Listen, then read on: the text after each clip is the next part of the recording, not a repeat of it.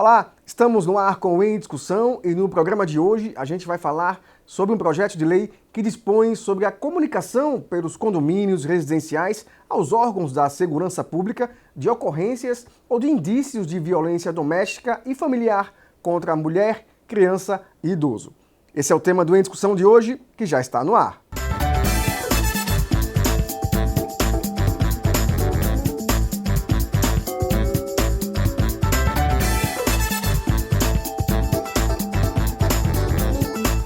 Recebendo a visita da vereadora professora Ângela Mello, ela que é autora do projeto de lei sobre violência doméstica. Vereadora, como é que surgiu a ideia desse projeto? Vejam, primeiro eu quero agradecer, por estar mais uma vez com a população de Aracaju, colocando os problemas de Aracaju e, em especial, esse projeto que, para nós, ele é de fundamental importância. Então, como surge a ideia? A violência doméstica, ela vem num processo de ascensão. Tanto a violência contra a mulher, a criança, o idoso, seja homem, seja mulher. E tem um aspecto que, para nós, é importante, que é a questão da convivência quando ela é mais fechada, que é a questão dos condomínios.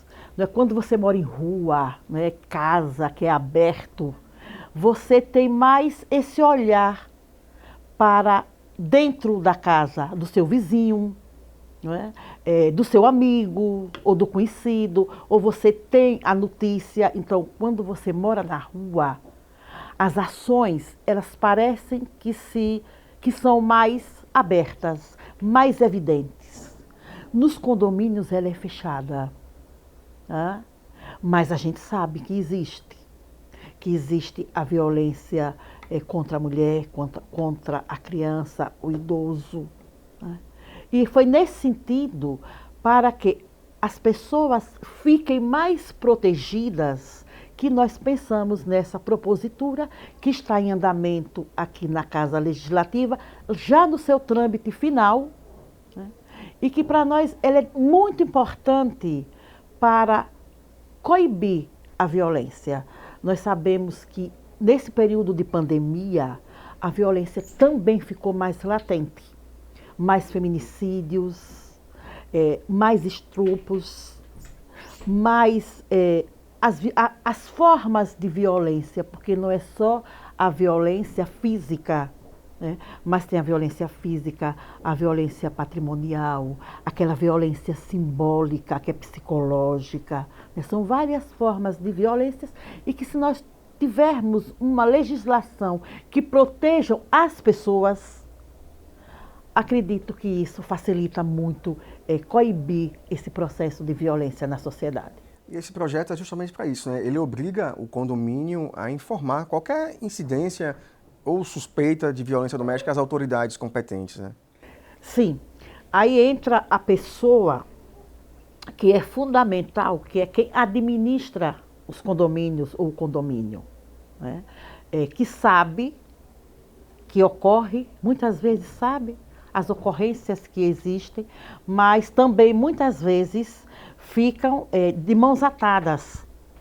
Mas nós precisamos colocar em público e principalmente para as autoridades as formas de violências que existem nos nossos espaços.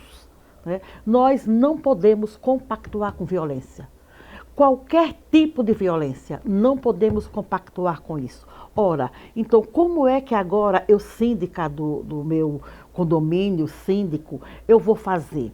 Essa lei sendo aprovada, ela precisa estar sendo divulgada nos condomínios, que existe uma lei de igual teor já tem no estado de Sergipe.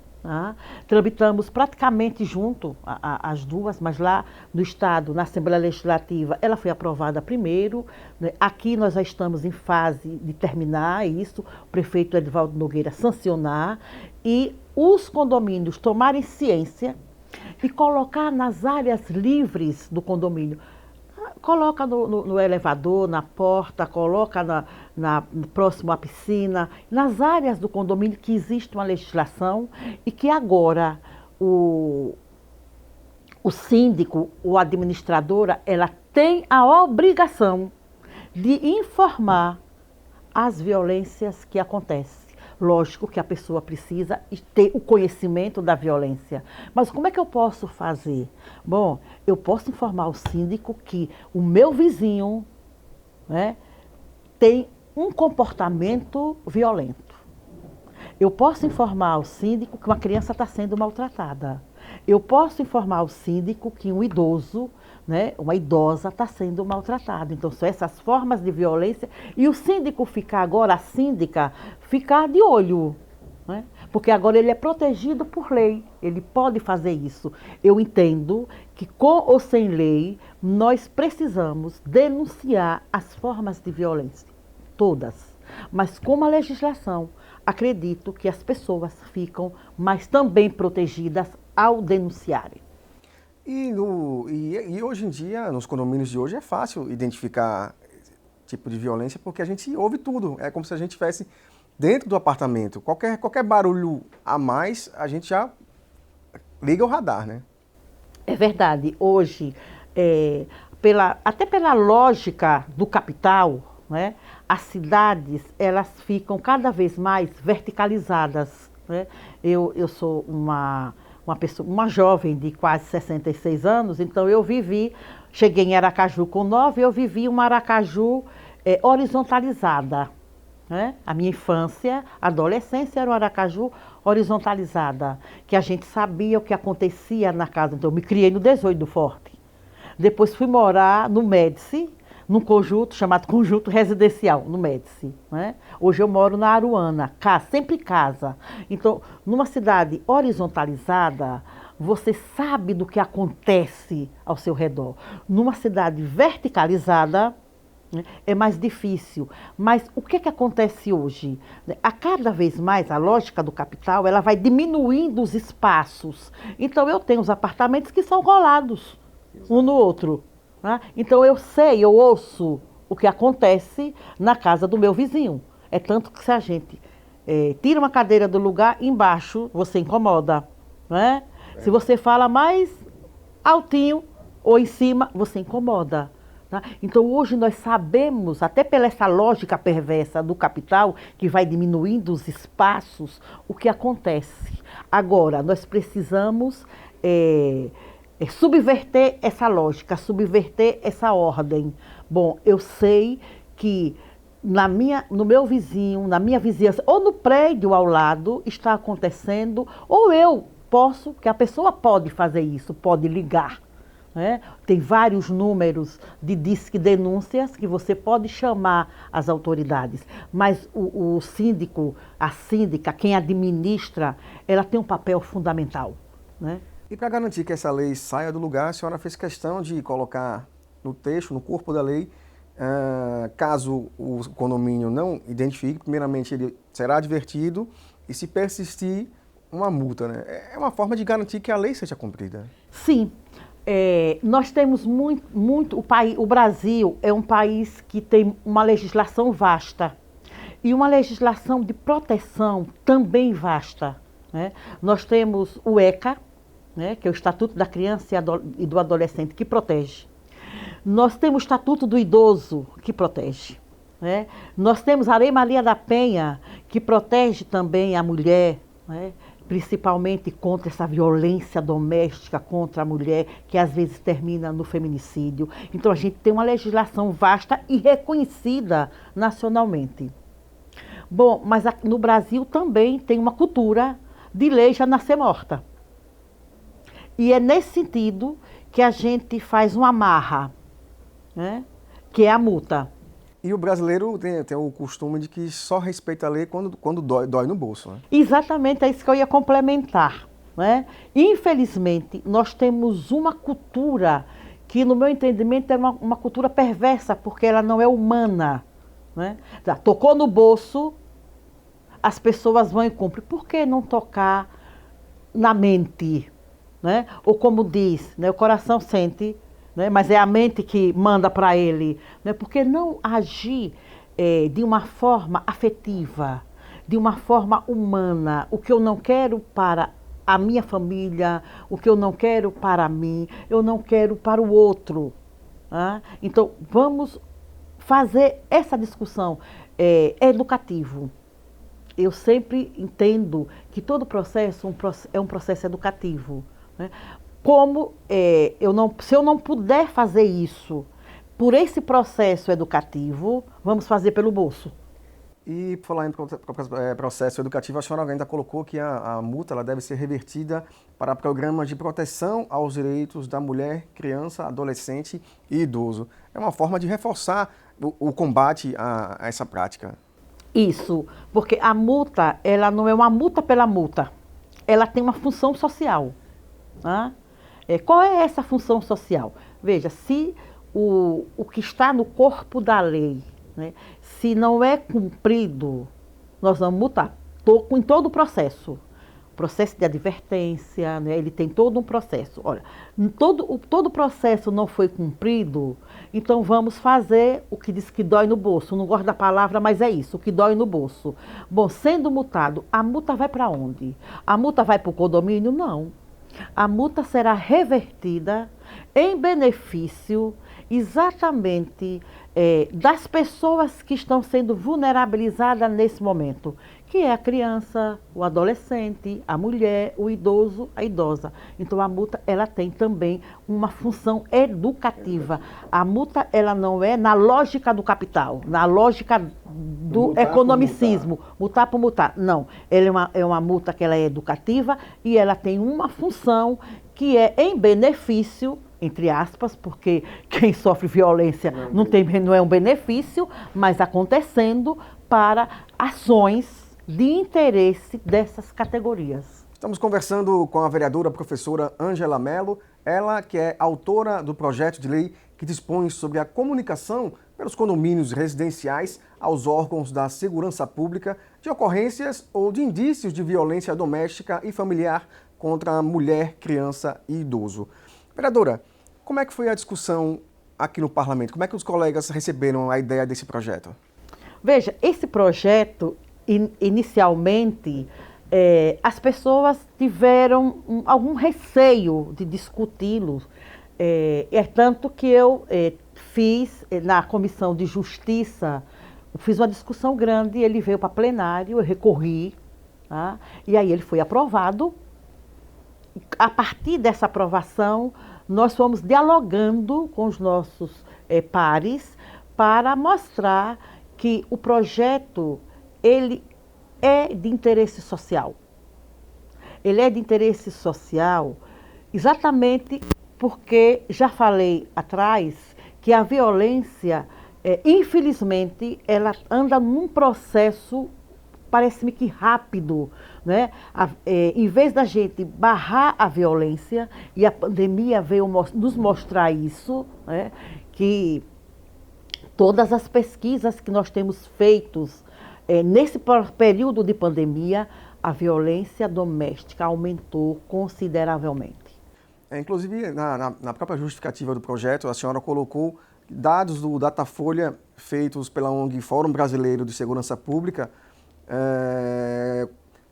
identificaram que nos últimos 12 meses, isso em 2020, 1,6 milhão de mulheres foram espancadas ou sofreram tentativa de estrangulamento no Brasil, enquanto 22 milhões, ou seja, 37,1% das brasileiras passaram por algum tipo de assédio.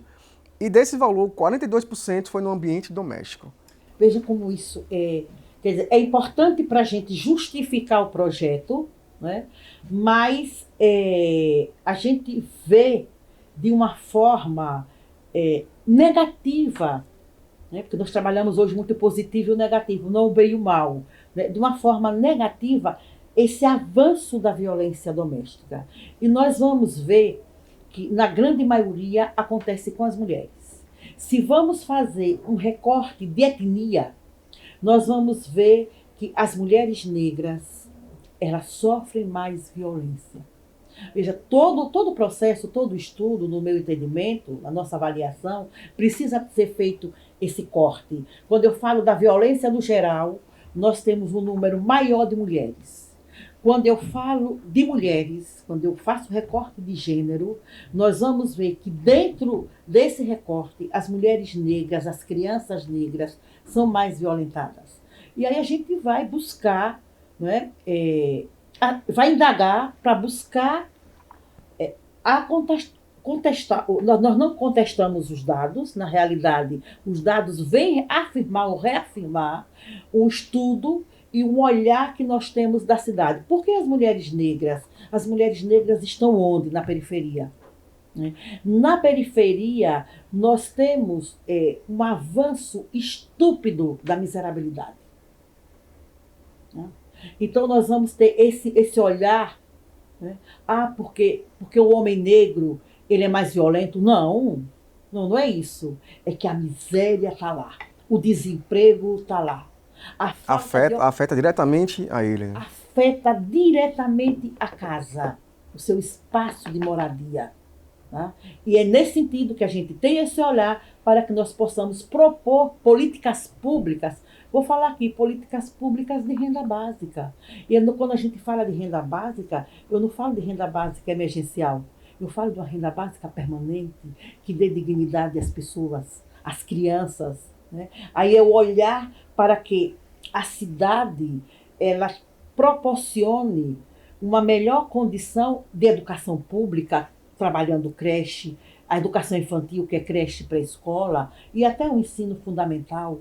Né? Que a cidade tenha um olhar para a moradia, né? Porque tudo isso, que se a gente faz o estudo e ele é global, não compartimentalizado, nós vamos perceber, né, que quem habita a cidade precisa de políticas públicas que dê condições dignas para habitar. E não que, não tendo a política pública, nós vamos ter o incentivo.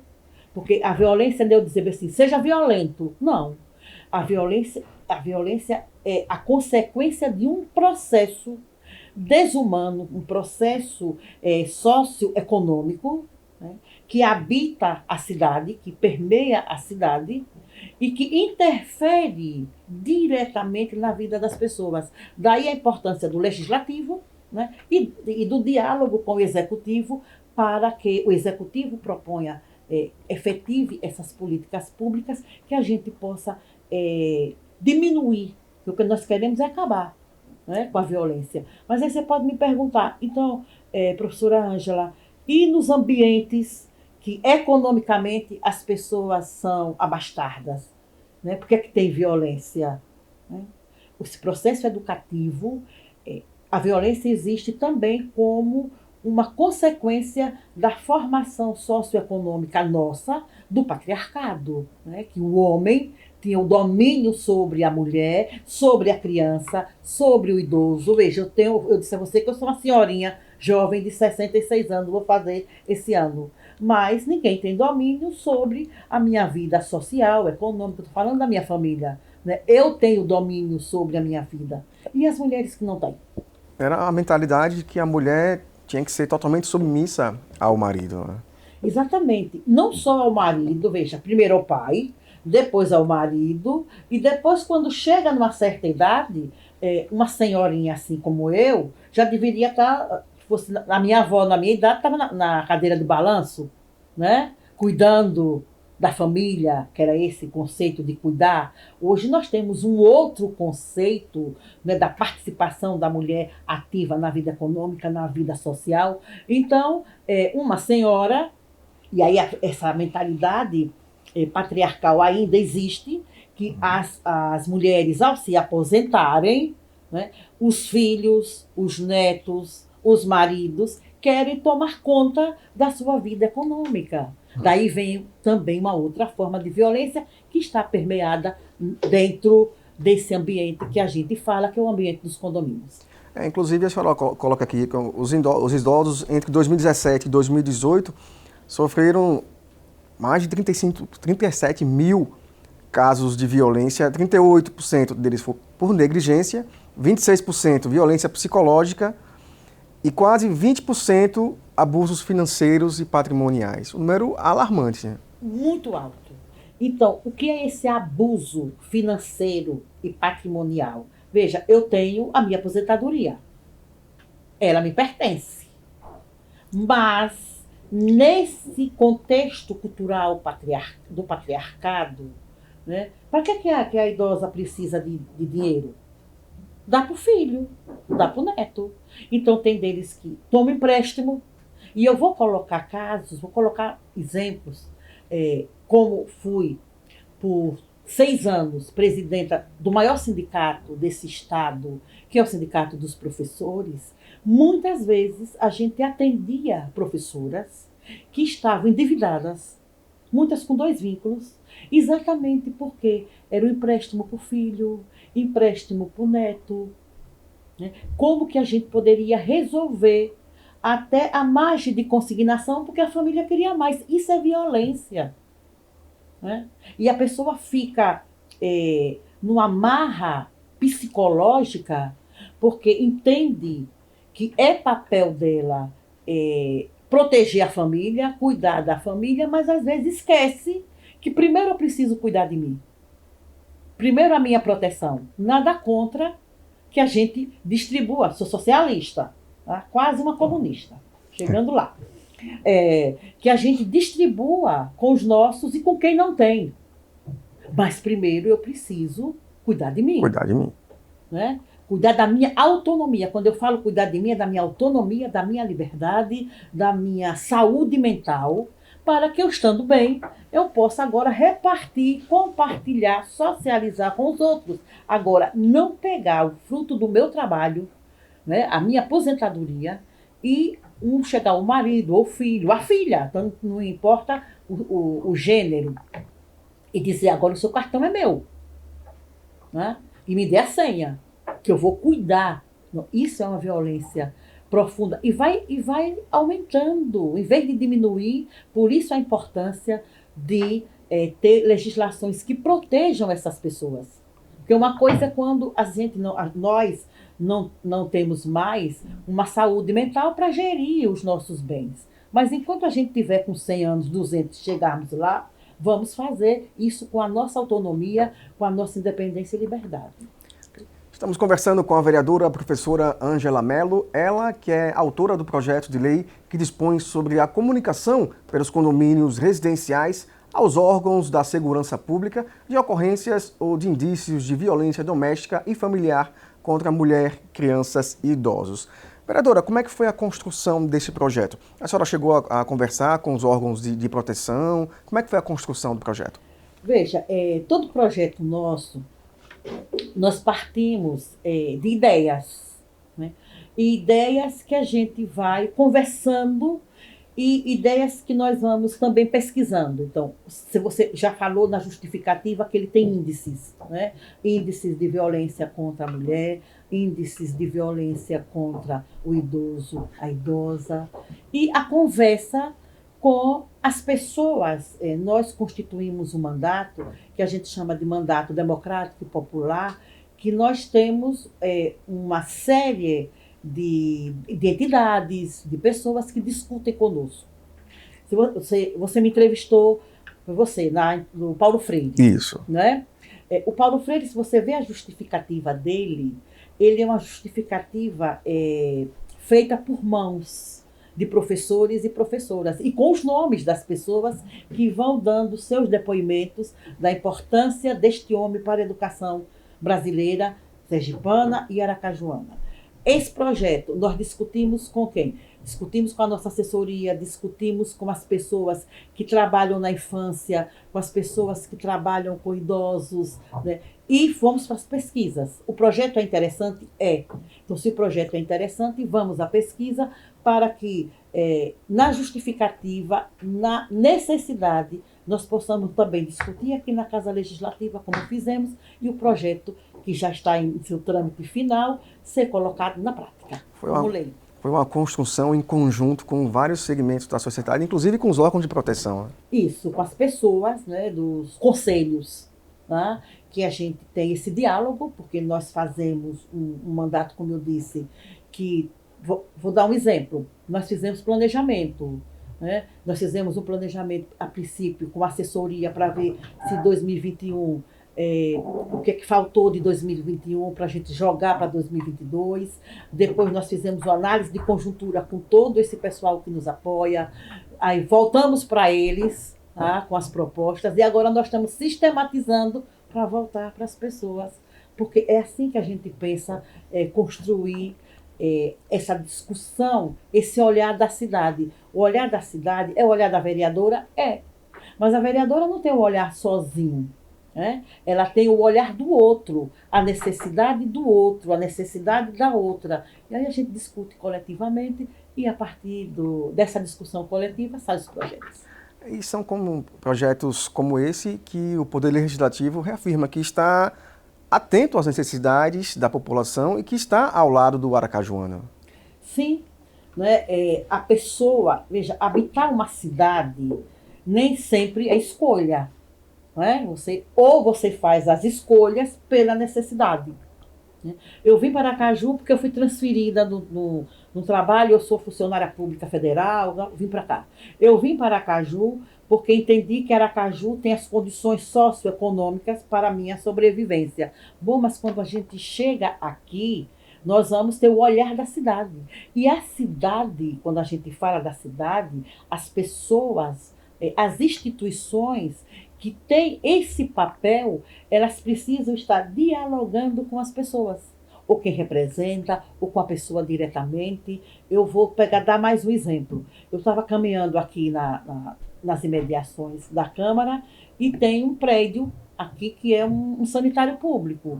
Né? Uma pessoa me chamou, vereadora, tem tempos que esse prédio está aqui. O que a senhora pode fazer para que essa reforma saia? Então, eu vou discutir, hoje já discuti com a assessoria o que fazer para buscar o prédio que está na praça. Quem administra é a municipalidade ou é o Estado? Para nós buscarmos o caminho certo. O caminho certo do diálogo, né, da discussão, para atender a necessidade da população. É esse o papel do vereador, da vereadora, para além da fiscalização, ter esse olhar, ter esse diálogo para poder, a partir do diálogo, a partir do olhar, trazer para a Casa Legislativa os projetos que beneficiem a população de Aracaju. Vereadora, muito obrigado pela sua participação, parabéns pelo trabalho e continue sempre com essa juventude e o pensamento em ajudar sempre o povo aracajuano. Bom, eu é que agradeço, né? Eu estou aqui na Casa Legislativa por uma vontade da população aracajuana e o meu papel é exatamente fazer essa ponte, né? Esse diálogo do bairro, esse diálogo das instituições com essa Casa Legislativa para que a gente possa fazer de Aracaju realmente uma cidade que ela seja uma cidade bonita, gostosa, né? Que tenha cor, que tenha cheiro, né? Que tenha alegria, porque isso vem se dar se as pessoas morarem no espaço que elas se sintam felizes. E na miséria ninguém se sente feliz, na violência ninguém se sente feliz. Então eu espero estar contribuindo e que a população de Aracaju veja na professora Ângela Mello, hoje vereadora, essa ponte de discussão, de diálogo entre a Câmara, ou dentro da Câmara, e com o Executivo Municipal de Aracaju. Muito obrigada. Eu que agradeço, vereadora, muito obrigado. Esta edição do Em Discussão fica por aqui. Muito obrigado por sua audiência, por sua companhia, e a gente se vê na nossa próxima edição. Até lá!